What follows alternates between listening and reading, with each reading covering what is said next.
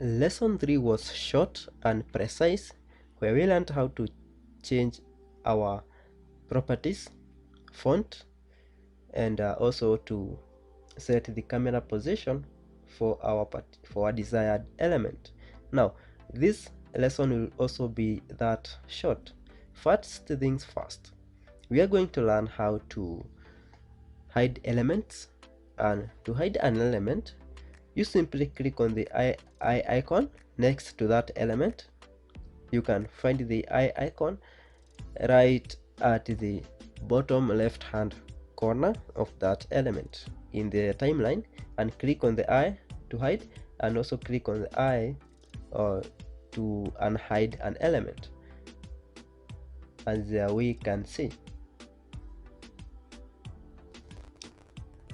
Let us unhide the name our polar bear and learn the next way to customize our element, and that is the rotation property. To do this, I will add another image, and let me use an image that needs to be let me use the watch, not the watch but the clock, and take it to the center, set the camera position, and then click on its properties option so that I can have the properties window pop up. Then I want to teach you how to change or how to rotate an element. As you can see here, we have the 0 degrees, so that means this image is not being rotated. But if you click on that and give it a rotation, let's say about 90 degrees, and preview this, the element will be rotated 90 degrees. That is how it works. And in this matter, you don't need your hand, so remove the hand. You can increase your animation time and decrease the pause time, and give it a transition time.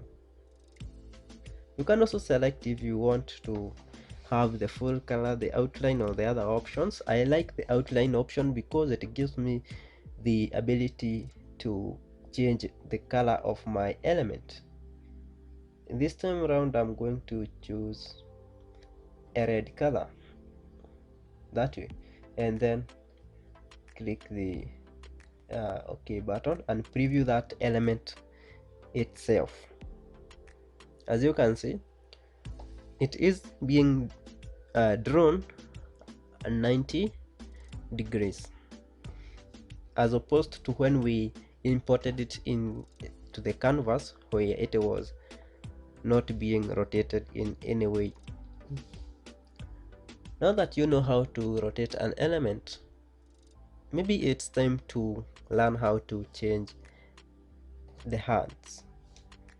Now, there are two ways you can change the hand. First, you can change the hand for each element, that is the hand icon that is at the toolbar, or you can change the hand of each element by clicking on its properties window and selecting the hand icon. Click on the properties window and select on the hand icon. That way you'll have the freedom to select which element you want to be drawn by the hand and which not to use a hand for drawing. In this matter, let us first of all change the overall drawing hand. And if you select no hand, remember all your elements will be drawn or will be shown without a hand, whether it is being drawn, being moved in, or being morphed. But as we know, because I am sure you have also watched the smaller project that I had posted earlier, the morph option does not have a hand. The moving option also has a hand, but you have to remove that hand for the moving option to be nice. Now, the only option that we have a hand as another mandatory element is the drawing option. And when I am talking of options, I'm talking of these three ways of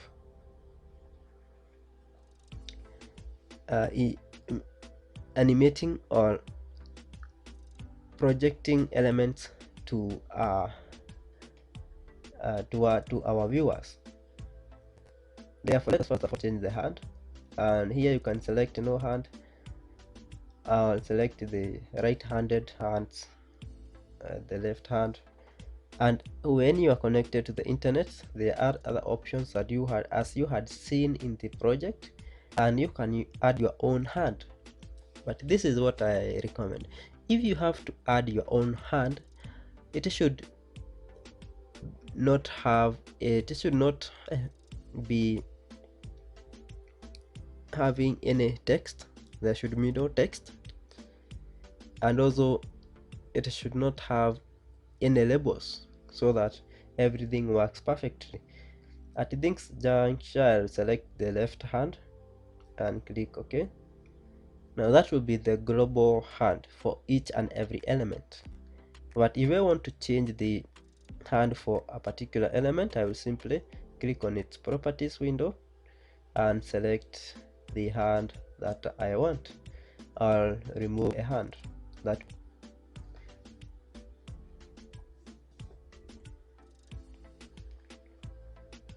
the last thing that we'll be learning in this short lesson is how to expand elements. This is a special morph effect that tends to show as if an image is coming from a particular element is being magnified from a smaller image and then expanded outwards into a bigger image. And let me show you what I'm talking about real quick. Now let me give it. Now this is what I'm talking about. As you can see, the polar bear here seems to be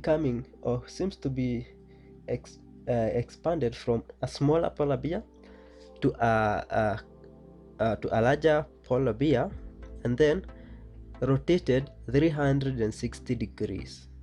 That is what I'm talking about. So let me create a new scene by simply dragging the current scene till it is no longer visible. Then we need to add an image, and right here I'll add a cat image. Let me see if a cat will pop up. Let's hope there is an image of a cat. Doesn't seem to work, and so let us find a kid. Yep, we have a kid, and I will use the cubes.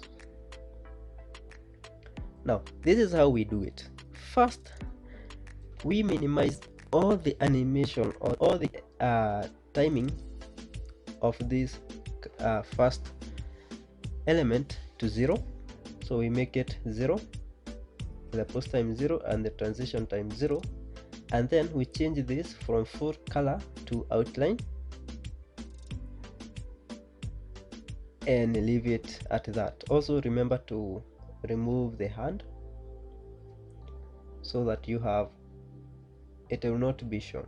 Then make it smaller, but before we shrink it so that it is not visible, we need to copy it by simply clicking the Ctrl C and Ctrl V to paste, or Command C, Command V to if you are using a Mac, or you can simply click on the copy icon on the bottom right hand corner next to the cut option, because we have the cut, the paste, and the cut, copy and paste. Then we have the set camera position, remove camera position, and the hide option. So we will copy and then paste it.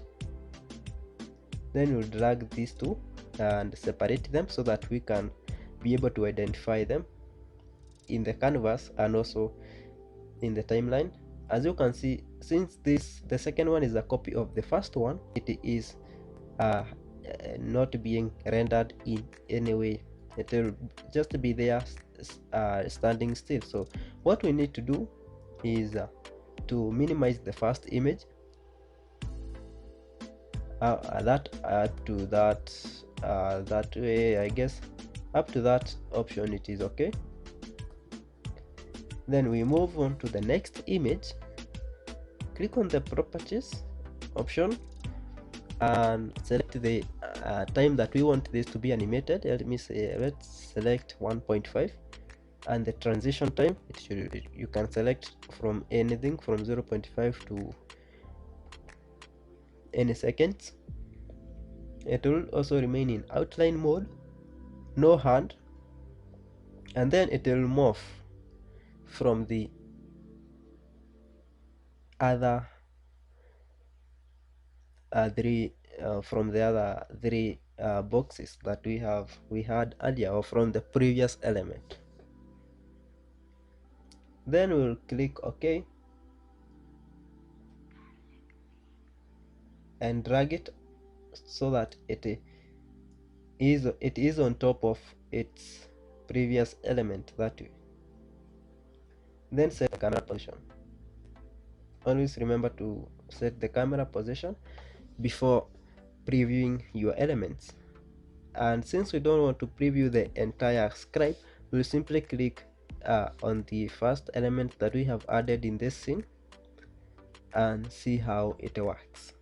So let us click here, and as you can see, it is being transitioned, or it is being expanded into from smaller cubes to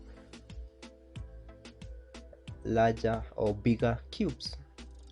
That marks the end of the lesson, and I'll see you in the next lesson.